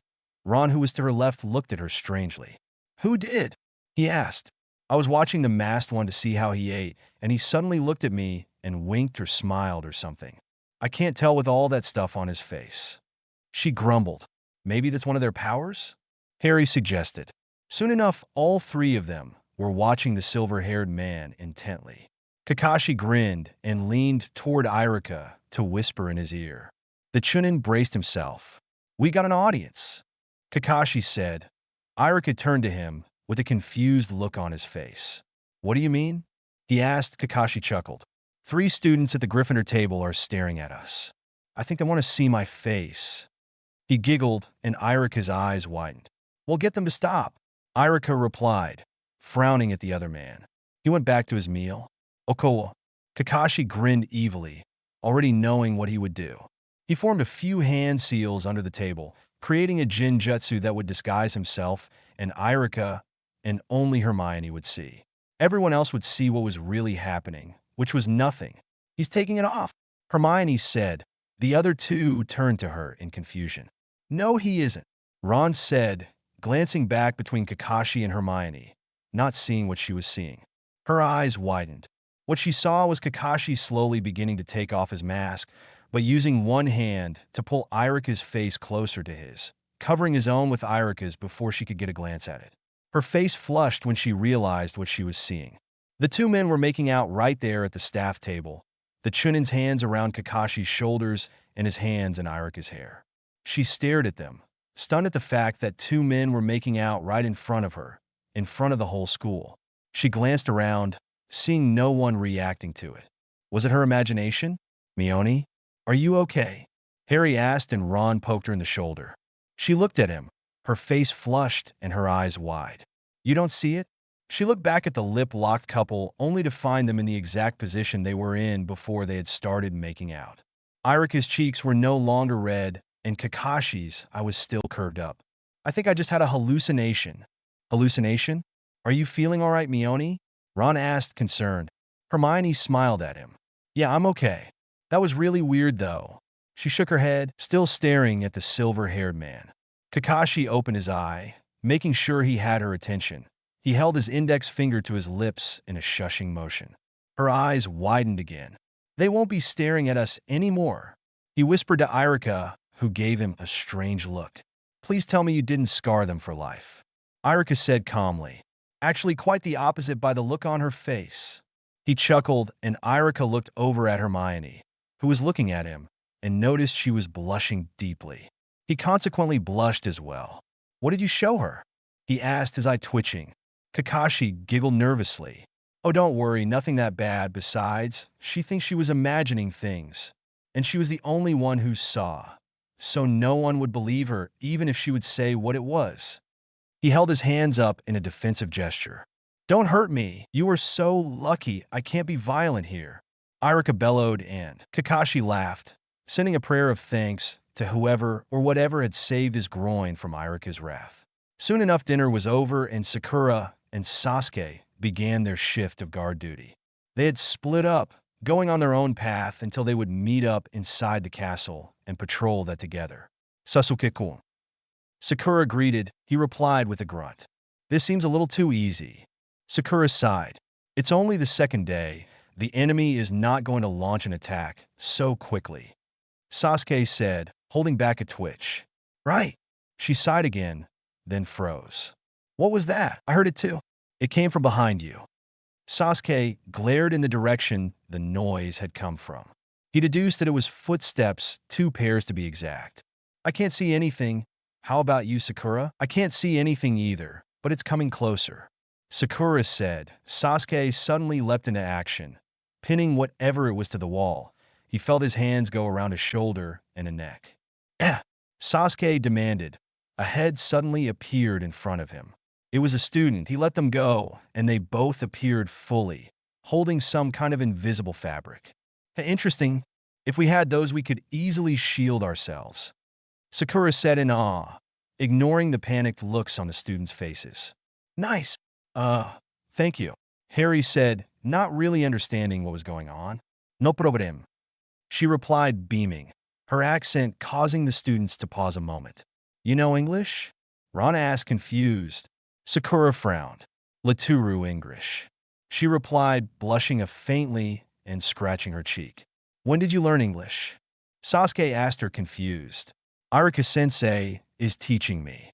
She blushed at the attention from Sasuke. He was looking at her with his impressed expression, which wasn't much different from his regular on, but she could tell the difference. "What do you suppose they're talking about?" Ron whispered to his darker-haired friend. "I haven't a clue. Maybe it wasn't such a good idea to head down to the kitchens," Harry whispered back. Ron nodded slowly. "They're supposed to be in bed. It's past curfew." "Where the hell is Kakashi-sensei?" Sasuke grumbled, glancing around for the silver-haired man, knowing that he was probably somewhere watching them and laughing his ass off. "Right here," Kakashi chirped, appearing right behind Sasuke. The four of them all jumped. "Ahaha, did you miss me? You're late," Sakura hissed, taking into account the fact that the castle was supposed to be sleeping. "Ah, sorry. I was watching Irika-sensei get ready for bed." His eye curved up and his visible cheek turned a faint pink. "Liar," Sakura declared, not really paying attention to what he had said. Sasuke rolled his eyes. "Idiots." He turned to Sakura. "How do you say bed?" "I don't know." She scratched her cheek embarrassedly. "Bed," Kakashi stated with a bored tone. Ron halted, having been trying to escape the guards. Harry rolled his eyes. "Bed," Kakashi ordered, pointing to the 2 students. They nodded and bolted for their dormitory. "All right, you 2 bed." Sakura nodded and Sasuke ignored him. They headed back to their room to find Naruto had trashed the place. Their eyes twitched simultaneously. Sakura opened her mouth to yell at the blonde, but Sasuke jerked a finger to his mouth in a shushing gesture. Sakura nodded slowly, slipping in her bed. Sasuke followed suit. They silently agreed to deal with Naruto tomorrow morning. "All right, finally exams are over, and I can begin my hermiting. XD, this chapter gave me a lot more trouble than I thought. And no, Sasunaru, oops. There will be some next chapter. I promise you I'll try my hardest to put it in next chapter. I'm so sorry it's late. Wasn't letting me post, and then my internet cut off, and we had to format all the computers in my house. Ugh. Thank you to all my readers. Thank you, thank you. Please review now." Chapter 8, Disclaimer. Naruto and all its characters belong to Masashi Kishimoto-sensei, and Harry Potter and all its characters belong to J.K. Rowling, not me. Warning yaoi. speaking in English, thinking in English, speaking in Japanese. Thinking in Japanese, Naruto was woken up the next morning by Sasuke and Sakura. She was screaming while Sasuke kicked him out of bed. What's going on? He asked, looking around in confusion. His brain thought he was still dreaming, so the lack of ramen was baffling the blonde. You trashed our room. Look at this mess. Sakura howled. Why? I was looking for something? He scratched the back of his head. You total moron. Sasuke rolled his eyes and began cleaning their room. Sakura joined him, and Naruto got dressed and helped them finish. What were you looking for anyway? Sakura asked as the two boys were heading out for guard duty. My hut. I can't sleep without it. He replied with a nervous laugh. It was under my pillow all along. Idiot! She screamed and tried to lunge at the blonde, but Sasuke dragged them out of the room and shut the door in her face. Well, it wasn't in my bag where I thought I had it last, so I searched everywhere else. At least I didn't have to look at most of her stuff. She should be grateful. Naruto grumbled. Sasuke smirked and walked ahead. Hey, wait for me. Hurry up, idiot. Sasuke said, continuing to walk. Naruto ran up to him and placed his arm around Sasuke's shoulders. Thanks for saving me back there, Sasuke, he said, grinning. Sasuke blushed and looked away, trying to hide the smile that was threatening to show through his mask. Whatever, he replied, idiot. He added as an afterthought. Does that blush mean you like me? Naruto teased, waggling his eyebrows at the other boy suggestively. Sasuke gave him the most murderous look he could, and Naruto let out an unmanly squeak, but didn't let up. What would Sakura say? He asked dramatically. Guy would be proud. She'd get very, very angry. He replied. Naruto grinned hugely. So you are gay? I knew it. Naruto stuck his tongue out. She'd take her anger out on you. I think I'll go back and have a little chat with her. Sasuke said smoothly, beginning to walk back to their room. Naruto dashed after him. Having forgot his tongue was out, he'd snapped his mouth shut and bit his lip. I won't tell a soul, Naruto cried, sounding funny from biting his tongue. Sasuke smirked, satisfied. Had Naruto, Sasuke. I forgot to give these to you earlier. Kakashi Sensei suggested them before he went to sleep this morning. Irika came up to them holding communicator devices. Both he and I have one as well. I said his extra loud, so he should wake up when you call him. He smiled brightly. Now I have to get to class before they cause havoc. Bye. Naruto called back happily. Irika arrived at his class 3 minutes late. He walked into a calmer than he was expecting class. He beamed at all of them when he got to the front of the room. You're all well behaved. He greeted them happily. I see you all remembered to come in something to train in. Now, because I fear this floor is a little too hard for this exercise and there is certainly too little space, we'll be going outside. He took the class outside, Gryffindors and Slytherin that morning. They chose a spot, fairly close to the woods but deemed perfect by Irika. He had them stretch out beforehand. He'd taken into consideration that they might not be the most active group of individuals. Okay, everyone nice and stretched out? Good. He grinned. Now, this is something we teach the younger students at the academy. It's a simple maneuver that helps you with your agility. He's making fun of us, Ron muttered to his friends. How so? Harry asked, tilting his head to the side. Comparing us to the younger students at the academy, of course, Ron declared. Oh, shut it, Ron. He normally teaches at a ninja school. We are all like his youngest students right now, Hermione said, rolling her eyes at the boys. Watch carefully now, Irika said, and performed the maneuver he spoke of. Now try it. The class all attempted it, some failing miserably and others getting it almost perfect. It was one thing that Hermione wasn't quite so good at. She ended up falling on her face, and her friends laughed at her. She scowled at them. Hey now, don't laugh at her. She's trying her hardest. Even Naruto falls on his face many times before he masters something, Irika said with a chuckle, having appeared out of nowhere. Which one is Naruto? Hermione asked. Oh, the orange one. He grinned. Try it again, Hermione. All right. She got up and attempted it again, this time a little better than the last. Good job. Keep at it. He moved on to other students, correcting and encouraging. Suddenly, a presence on the edge of the wood caught his attention. He didn't change his facial expression or give any alert to whatever it was, but he did concentrate on it. He figured 3 others with it, all wizards. He clicked his communicator device on in a careless gesture of brushing his hair back. Naruto, Sasuke. Yeah, Iruka-sensei? Naruto responded. Sasuke gave a grunt in acknowledgement. For wizards on the edge of the woods close by my class, I need you to deal with them while I take my class inside. Iruka said seriously. What do you suppose he's saying so seriously? Harry asked his friends, having noticed Iruka standing there looking off to the castle. I have no idea, mate. Ron replied. Hermione shook her head. Me neither. There you are. Took you long enough. All right, class, he called out, getting the attention of his students.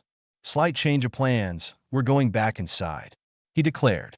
On the way inside, Iruka heard one student muttering to his friends from the Slytherin house. These guards are lame. They don't look very dangerous at all. Draco was saying. Iruka decided to teach him a lesson about appearances. Oh, really? Iruka whispered. The blonde jerked his gaze to the chunin behind him. He was grinning in the scariest way. Have you ever killed a man? And no. Draco stuttered, surprised at the sudden change in his teacher. I have, he said, and went back to his cheery self. Just doing my job, of course. Now, you shouldn't say such mean things about those assigned to protect you. His face suddenly turned serious again. They don't take well to insults. Well, what do you know? Ron said happily. Malfoy's gone and made himself an enemy of the teacher. Ron, that was hardly a comment to warrant enemy status. Iruka said, what does he have super hearing or something? Ron whispered and Harry shrugged. Yes, I do. Iruka said, grinning.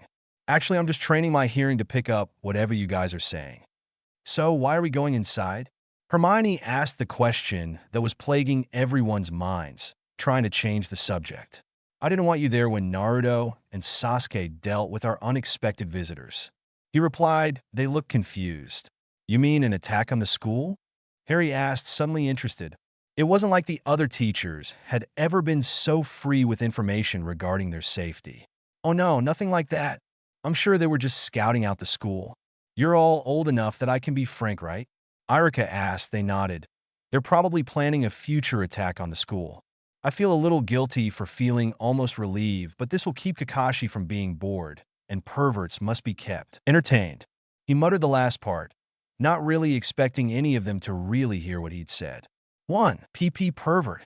Hermione stuttered, remembering the vision she'd had the night before and blushing hotly. Maybe she was the real pervert? Did I say that? Oops. He laughed nervously and scratched the bridge of his nose. Never mind that. Doesn't affect you. You'll all be fine. Don't worry about it. Iruka-sensei. Naruto's voice rang from across the area they were walking from. Iruka's whole class turned in time to see both Naruto and Sasuke run at what wouldn't be very fast yet, but amazing to those watching. What happened? Iruka called back. They escaped, he replied, having arrived in front of his teacher. What, how? Well, this bolt of lightning came out of nowhere, and Sasuke was injured, so I was distracted long enough for them to disappear back into the woods. Naruto reported. Sasuke was rubbing the back of his head. Iruka's expression immediately turned to concern. I'm fine. Sasuke growled at the chunin before he could even ask him what was wrong. He was thrown back and hit his head off a tree. Naruto declared, and Iruka grinned. Sasuke's fine, but take him to the school nurse to check out that goose egg. And Naruto, that bolt of lightning was probably a spell. Look into them, okay? Iruka said, ushering the class back into the castle. All right, back to the classroom. Tomorrow, we'll be practicing some more so. Training gear, remember? After class, Hermione stayed behind, standing nervously in front of Iruka's desk. She knew what she was about to ask would probably sound stupid, but she just had to know. Iruka-sensei? Yes? What is it, Hermione? Iruka asked, looking up from the paper he was writing on. Well, I was wondering, do you and the other guards have the ability to induce hallucinations? She asked, looking at the floor beside her. We call it Jinjutsu, usually used to confuse the enemy. Why? He asked. Well, you see, during dinner last night, Hermione told him about how Kakashi had done Jinjutsu on her to see him and Iruka making out in front of everyone. He nodded understandingly, blushing up to his ears. Sounds like something he'd do. Thank you, Hermione. He had the scary smile on his face again. She said goodbye and ran to her next class. At lunchtime, Irika burst into his and Kakashi's room. And making out? What the hell were you thinking? He roared. Kakashi jolted out of bed, mask half on and drool running down his cheek. What? He mumbled, and Irika smacked him over the head a few times. Idiot! You've corrupted one of my students. Kakashi's arms automatically flew in front of him in defense. Irika glared at him. You're so annoying, and you're so cute. Kakashi chirped. Irika growled and headed down to the dining hall for lunch, muttering about perverted jounins. 1. Just want to point out that children the age of his current students are full-fledged ninja back in Konoha, right? So doesn't that mean that they can handle that kind of news and don't have to be lied to? If not, my bad. Oh yeah, look who has a plot. And it's early. Huh. Also, if you're wondering how these strangers got there because Hogwarts is crazy remote, I have no idea. Maybe they've got some crazy portal thing deep in the woods, maybe? I don't know, you imagine something up for that. XD'll probably come up with something stupid a lot later. XP anyways, thank you all for reading and reviewing as always. It's crazy how many reviews I've gotten for this. Add one more? Chapter 9. Disclaimer. Naruto and all its characters belong to Masashi Kishimoto-sensei, and Harry Potter and all its characters belong to J.K. Rowling, not me. Warning yaoi. Speaking in English. Thinking in English. Speaking in Japanese. Thinking in Japanese. While in a lunch, Kakashi burst through the doors and grabbed one of Irika's hands, dragging him out of his chair. Gaia! Kakashi-sensei, slow down. Irika spluttered. He smiled sheepishly at all the students as they all but flew by. Kakashi-sensei, what the hell? Irika spluttered once they got into the hallway. Kakashi took the Chunin's hands into his own. I'm sorry, he said almost desperately. Yeah, sorry for what? Irika asked, looking skeptical. Everything. I'm sorry for corrupting your students and teasing you so much. I can't help it though. You're too cute to stop teasing. Kakashi whined, trying to look as cute and innocent as possible. I don't mind the teasing, but I do mind when you go overboard with it, especially in public. Irika muttered, blushing and looking away. He noticed a few students looking at them and not realizing what it must look like to them, smiled. He turned back to Kakashi. You're so cute when you blush. Kakashi said, moving a little closer. I said not in public. He wrenched a hand from Kakashi's grip and smacked him upside the head. The silver-haired man laughed sheepishly.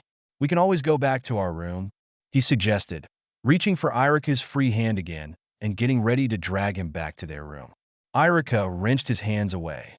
No, I want to finish my lunch and take my spare to prepare him. Prepare me nicely before you fuck me into oblivion. Kakashi finished for him, catching the attention of some of the students around them with the word fuck. Irika turned around abruptly, not thinking about where they were or who was around, and punched the silver-haired man in the face. I told you not to corrupt the students, he shouted, his fists still poised. His face was 3 shades darker. Ow, ow. Irika-sensei, that was mean. Kakashi whined, rubbing his cheek. Reflex. It's your fault for not listening to me. He glanced over to the students. A few of them had gathered and were watching them fight. Keep it moving. Nothing to see here. He finally relaxed his hand. They scrambled to get to wherever they were going, and Kakashi tried to slip away, but Irika caught him by the collar of his vest. And where do you think you're going? Irika asked in his scary teacher voice. Nowhere, Kakashi replied, cowering. Look, don't involve the students in your teasing. All right? Irika asked, exasperated. Kakashi nodded furiously. That includes saying perverted things in English around them. Damn. Or yes, right? Kakashi's eye curved up. Irika rolled his eyes at the jounin and went back to his lunch. Kakashi followed him, still rubbing his face. He chuckled inwardly. They sat in their usual spots. They finished their food and went back to their room. Naruto and Sakura began their guard duty, and Sasuke went back to his room to rest and train a little before he and Sakura's shift started. Kakashi and Irika bickered the whole way to their room. Get off my arm, Kakashi-sensei. Please, the students are looking at us. Irika was saying, and Kakashi was still clinging to his arm. But I might get lost. Kakashi whined while trying not to laugh. You will not. Kakashi-sensei, get off me. Irika began shaking his arm, but Kakashi wouldn't let go. I mean it. Get off. Ow. Kakashi cried as Irika stepped on his toes. So mean, sensei. It's your own damn fault. I told you to get off, but you didn't listen. Irika scolded. Do I ever? Kakashi asked cheekily and was smacked upside the head. No. And that's the problem. Irika whirled around to face the Jounin, who automatically ducked. Saw thee. I'll try to listen next time, Kakashi exclaimed, holding his hands up in a placating gesture. You better. Irika glared one last time before quickly jogging back to his room. Wait! Kakashi ran after him. This time, when he caught up to the other man, he didn't cling, but merely kept pace with him. They must have looked funny. Two shinobi jogging down the halls. Sasuke heard the two, while Irika's yelling, down the hall, and decided to make himself scarce. He quickly put his weapons pouch and shuriken holster on and dashed out of the door to find Sakura and Naruto. Irika barely noticed the teen leave as he entered his own room, and Kakashi chuckled knowingly as he followed. He stalked up to Irika, who was pulling out paper from a drawer, and wrapped his arms around the Chunin's waist. Irika tensed. What are you doing? He asked, trying to remain calm, which was probably a bad idea seeing as Kakashi took it as a sign that he could go even further. Hugging you, Kakashi said, nuzzling Irika's shoulder. Well, stop. He frowned when Kakashi refused to move. But you're nice and warm, and it's cold in here, Kakashi argued, and Irika turned around to face the Jounin. Kakashi never once let go of the Chunin and pulled him closer when he was done moving. Irika's hands ended up on the silver-haired man's bare chest. That's because you're not wearing a shirt. Irika's face flushed as he tried to squirm away, but Kakashi held on tight. Well, what do you know? I'm not, Kakashi said gleefully in mock surprise. He pulled Irika even closer and faked a shiver. Kakashi-sensei, let go of me. Irika whined. Kakashi, knowing Irika was about to lift his foot to step on his again, put a leg on either side of Irika's and held them in place. Oh no, I'm not letting go. You're gonna hurt me. Kakashi chuckled even as Irika glared fiercely. Let go of me? Kakashi-sensei. When the silver-haired man refused again, Irika sighed in frustration. Okay, fine, I won't hurt you, I promise. Okowa. He let the other man go and was promptly shoved away. Hey, I didn't hurt you, did I? Irika smirked and picked up his papers again. He sat down on his bed with them and began writing. Kakashi sat onto his bed in a huff. Meaning, Sasuke caught up with Sakura and Naruto eventually. They looked at him strangely and asked why he was there. He'd shrugged and mumbled something about loud teachers. Sakura squealed gleefully and clung to his arm. Naruto chuckled every time he looked at Sasuke, who was looking absolutely miserable. It was wonderful irony that Sasuke, being so popular with girls, didn't want to have anything to do with them. He tactfully ignored the fact that it was him that Sasuke was interested in. Is that the real reason you came after us? Naruto waggled his eyebrows and Sasuke blushed. Sakura, catching this exchange, but not understanding, assumed that Sasuke had come to see her. She clung to him even more, making it possible for him to feel her boobs with his arm. He shuddered in disgust. You came to see me? That's so sweet, Sasuke-kun. She squealed happily. No, I didn't want to listen to Irika-sensei yell at Kakashi. Sasuke grunted, trying to shake the pink-haired girl off of him. Sure you did. Naruto rolled his eyes and continued walking. Sasuke finally broke free from Sakura and followed him. Sasuke-kun so shy. Sakura squealed while hurrying after them. Naruto and Sasuke rolled their eyes at her. Soon enough, October rolled around, and the school was getting ready for the Halloween feast. Irika was spending his time teaching his dada classes and Sakura how to speak English.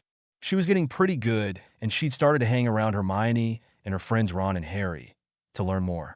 She was establishing a way to communicate with the three of them.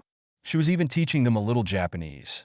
1. Kakashi spent his free time following Irika around, and Naruto and Sasuke were rarely seen separately. Naruto was having a lot of fun teasing Sasuke, and Sasuke was just making sure that he wouldn't say anything to anyone.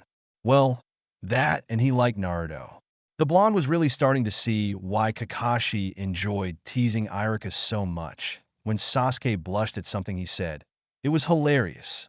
The Quidditch tryouts were over, and of course Harry was seeker for his team. Sakura was fascinated by the sport and joined in on the conversations about it with her new friends. Naruto was pretending to get jealous over Sakura's new friends, Harry in particular. She thought he was really cool. Naruto pretended to be jealous to keep up appearances. What fun was teasing Sasuke if the other boy thought he liked him back? Not that he liked Sasuke back, he would just appear to. Naruto fidgeted nervously whenever he thought of that. The Halloween feast came and went. And after all the fun, Kakashi had to go out on guard duty, which he was rather disappointed to do. He'd been having fun teasing Irika that night, and the Chunin had practically shoved him out the door in irritation.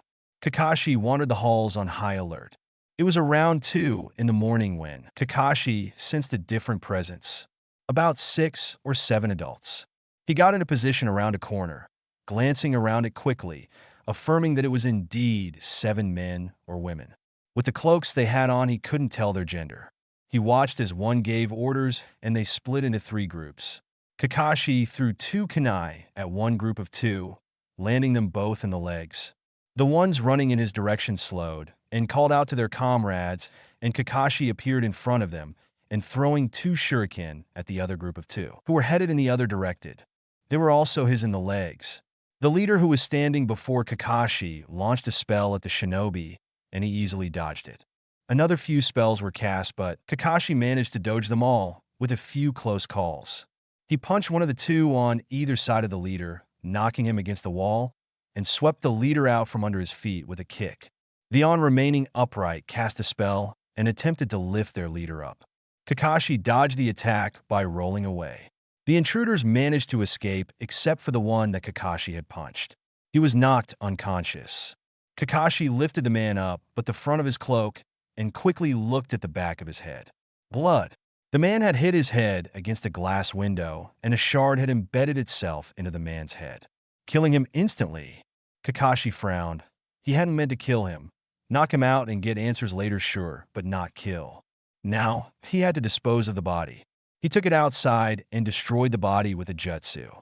The Jounin looked around for the others that had attacked, but couldn't find any trace of them. They must have had some way to get back to where they came from without being detected.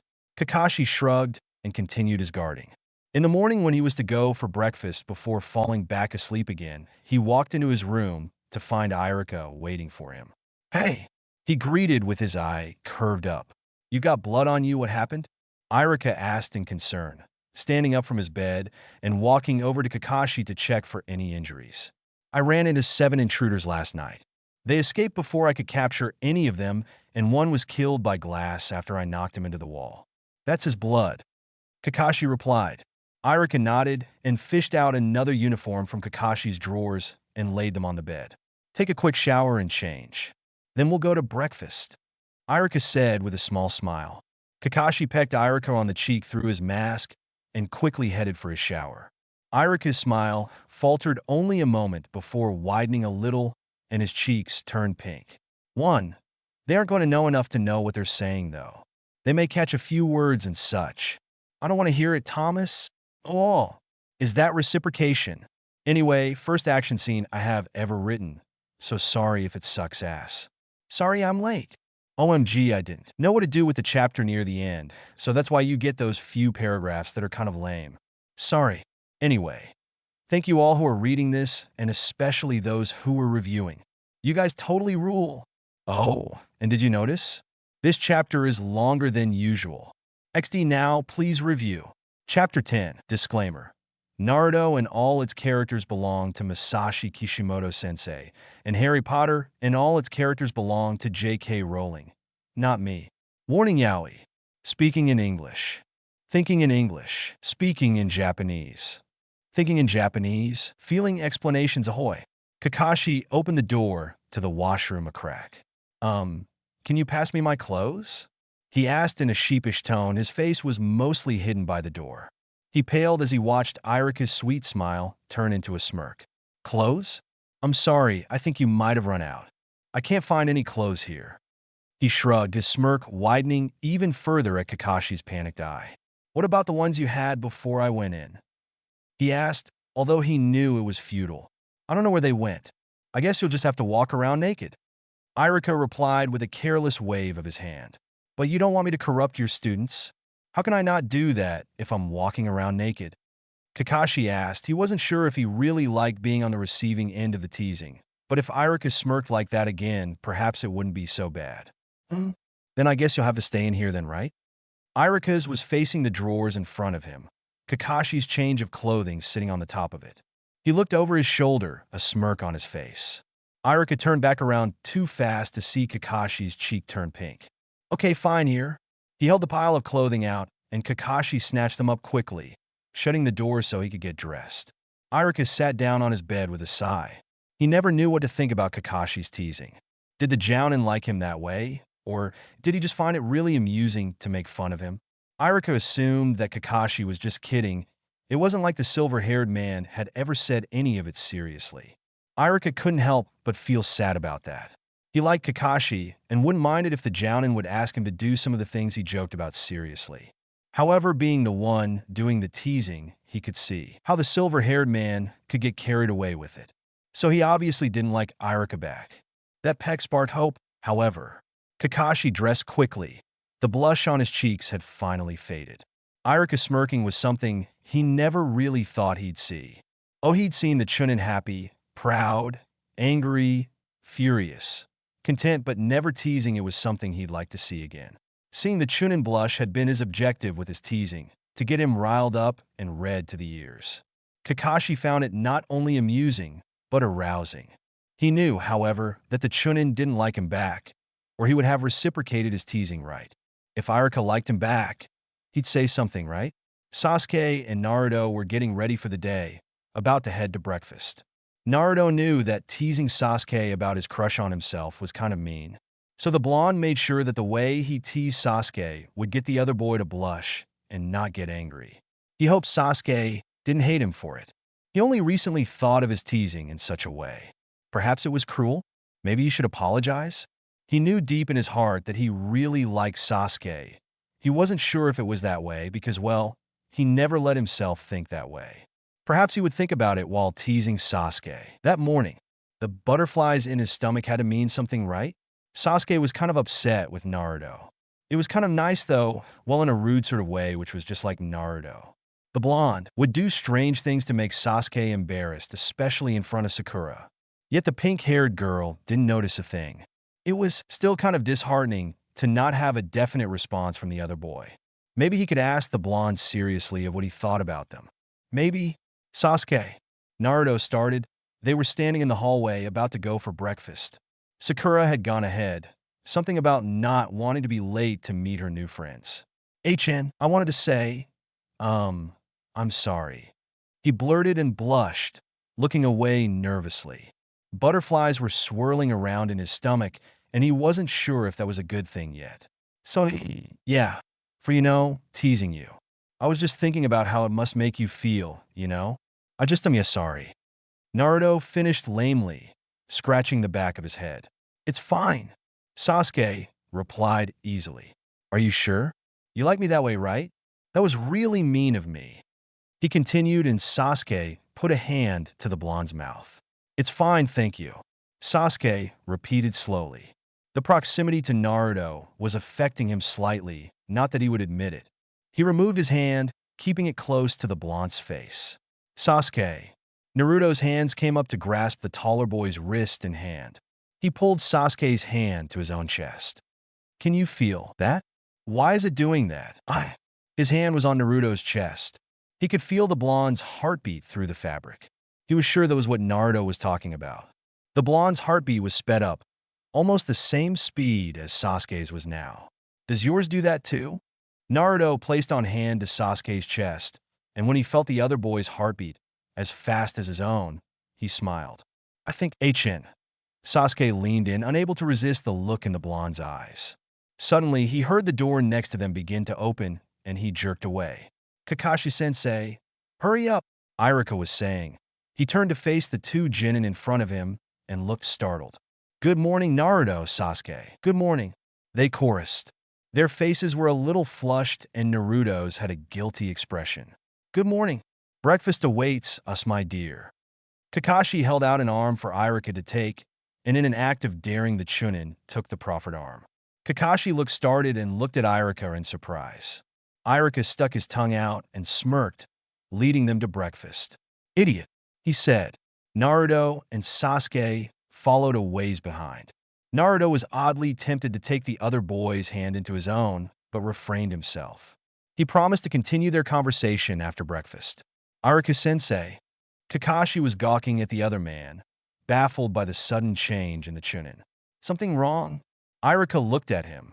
The Jounin could sense something serious in the other man's eyes, but wasn't sure what it was. Nothing at all. His eye curved up. Maybe Iruka decided to finally give him a shot. "Good." Iruka smiled, a faint blush staining his cheeks. He spotted a few of his students in the hallways and waved merrily to them. "Good morning." "Morning, Iruka-sensei." They chorused, smiling as well, even if they were tired as hell and grouchy. Iruka had that effect on people. He turned to Kakashi and grinned widely. "You've trained them well," Kakashi commented, his eye curved up happily. "Thank you." Iruka looked over his shoulder at the two boys who were oddly silent. "Where's Sakura?" She said she wanted to eat with her English-speaking friends.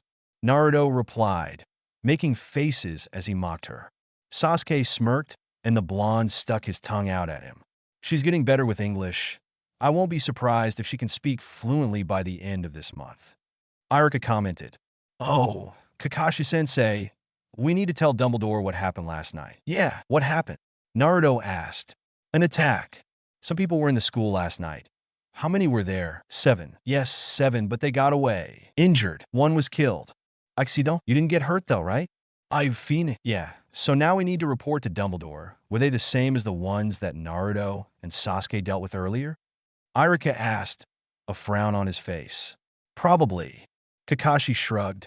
"They were wearing the same cloaks you described to us. They did have a badge on them, though. It was silver, but I didn't have a chance to see it." "Hey, the ones we saw had silver badges too, with some sort of skull on them," Naruto said. "2 snakes around a skull."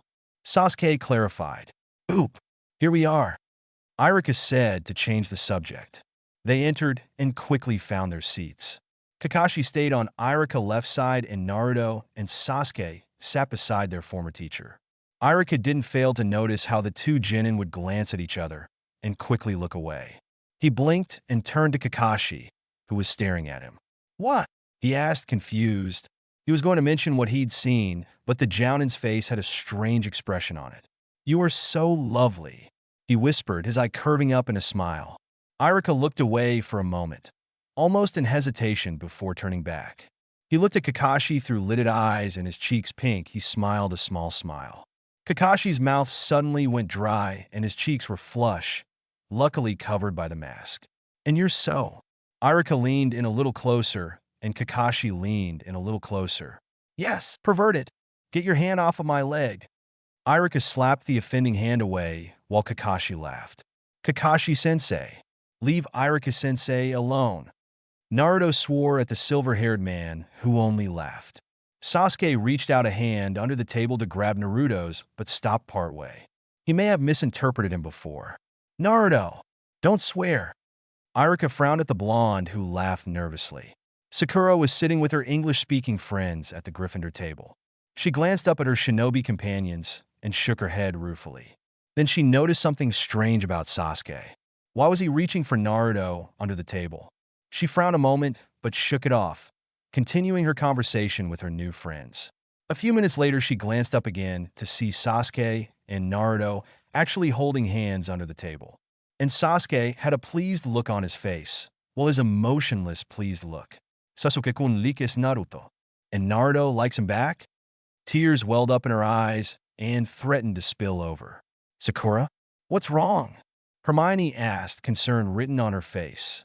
"Sasuke." She hugged her friend, tears spilling over now. Hermione patted her back. "What about Sasuke?" He and Naruto. Naruto. She jerked up, fire in her eyes. "I'm gonna hurt him bad." "What did he do?" Hermione asked. Harry and Ron looked a little scared. He and, "Look, She pointed to the pair at the table, and it took a minute for them to realize what she was saying. He's actually holding hands with Naruto, right? She asked, wary of what her eyes were seeing since Kakashi had placed that Jinjutsu on her. Yeah, Harry confirmed, and they stared. Ah, I finished on time. 2 days early, actually. Although I couldn't post until the due date. Have I ever actually posted right on? XD, because Tish couldn't read it until today. I hope that clarified things for you.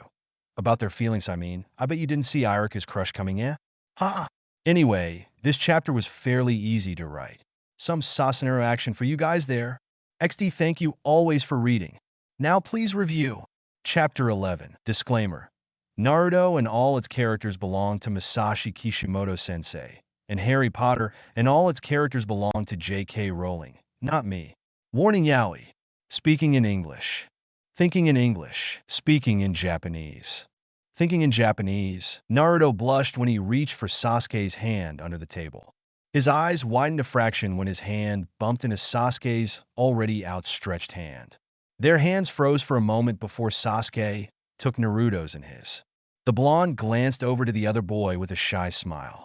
Sasuke's lips were twitching, threatening to curve into a smile. Irika's eye twitched dangerously, his fists clenching in effort not to hit the silver-haired man beside him. As much as he liked Kakashi, did the other man really have to grab Irika's crotch in public? He was sure his entire face was beet red all over. He kept his own hands over himself, still clenched into fists, to protect himself from the Jounin's perverted ways. The Chunin breathed deeply, desperately trying to calm down, and Kakashi's snickering wasn't helping. Why don't you tell Dumbledore about the attacks? Irika suggested, through a clenched jaw. Up. Kakashi's eye curved up, and he waved at Dumbledore. Hey, Dumbledore? Yes. Dumbledore answered, tilting forward a bit to see the Jounin around the other teachers. I need to speak with you, to report 2 attacks on the school. Kakashi replied. Dumbledore's facial expression didn't falter. After breakfast? Dumbledore proposed, and Kakashi nodded and gave the headmaster a 2-fingered wave. Are you calm now? Kakashi asked calmly. His face was blank, but Irika could make out the smile under his mask. The Chunin tried to fight the smile that started to tug on his lips, but failed. Yeah, don't ever do that in public again, Irika ordered, pointing a finger at the other man. The smile under his mask turned to a smirk. Can I do it when we're not in public then? Kakashi asked huskily, trailing one of his fingers up and down the side of Irika's thigh. The darker-haired man's eyes widened and his face flushed further. However, he didn't stop the silver-haired man from flattening out his hand on the Chunin's leg and rubbing it with his full hand. You are no, Irika spluttered, trying to lift his leg away. He had one hand on Kakashi's shoulder to keep him from leaning in any closer than he already had. I have the oddest feeling that those two are involved, Madame Pomfrey said abruptly, and McGonagall almost spit out her drink. Why would you say that? She asked after swallowing what didn't go down her chin. Pomfrey shrugged. Just watch them for a while. Either their culture is very touchy or they're involved with each other. She took a bite of her food and pointed with her fork to Kakashi and Irika. See how the gray-haired one keeps leaning in and Yumino goes all red and flips out. He doesn't want to get caught, but the gray-haired one seems like he couldn't care less if anyone noticed. That's my theory anyway. That makes sense. I'm not going to be able to look at them the same way again. McGonagall put a hand to her forehead and shook her head. Pomfrey rolled her eyes and giggled. It bothers you that much? No. She replied slowly, looking over at the 2 squabbling ninja. Okay, maybe a little. Huh, look at him now. Poor Yumino. Pomfrey shook her head with a laugh. Kakashi had draped himself on the other man who was desperately trying to push him off. Kakashi-sensei, get off me. People are looking at us. Irika cried, and Kakashi just giggled. I don't care. Let them watch.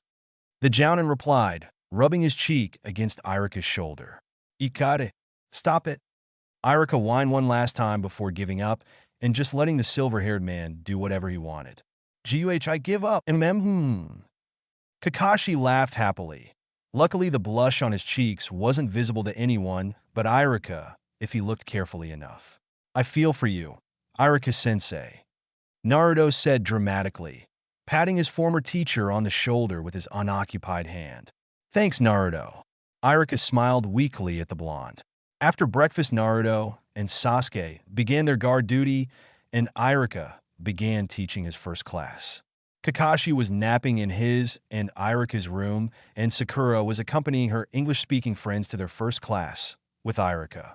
Sasuke and Naruto were walking outside of the castle when Naruto stopped suddenly.